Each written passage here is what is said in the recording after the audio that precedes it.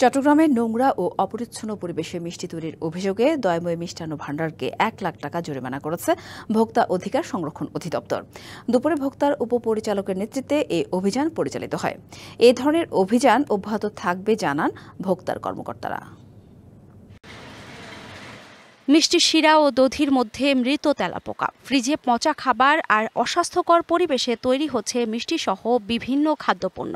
এমন চিত্র চট্টগ্রাম মহানগরীর দয়াময়ী মিষ্টান্ন ভাণ্ডারের।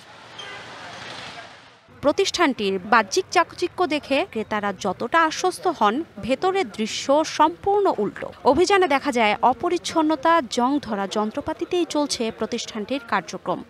নতুন এবং ফিরে আসা গ্রাহকদের জন্য নগদে চলছে ক্যাশব্যাক সহ প্রতিদিন হাজারো উপহার জেতার সুযোগ। হবে আশা আর ফেরা, সারপ্রাইজ সেরা। শুধরালে তো আমরা তো প্রত্যেক দিনই করি এগুলো, প্রত্যেক দিন চলে, পরিষ্কার প্রত্যেক দিন চলে, ডাকনা প্রত্যেক দিন চলে, সব কিছু দাও। এরপরে আসলে তো সেটাই। আগেও প্রতিষ্ঠানটিতে অভিযান চালানো হয়েছিল, কিন্তু অনিয়ম বন্ধ না হওয়ায় এবার ১ লাখ টাকা অর্থদণ্ড করা হয়েছে। আগে আমরা বেশ কয়েকবার অভিযান পরিচালনা করেছি, তাদেরকে সতর্কও করেছি।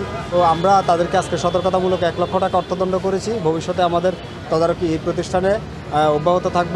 খাদ্য নিরাপত্তা নিশ্চিতে নিয়মিত অভিযানের পাশাপাশি গ্রাহকদেরও সচেতন হওয়ার আহ্বান ভোক্তা অধিদপ্তরের। DBC news desk.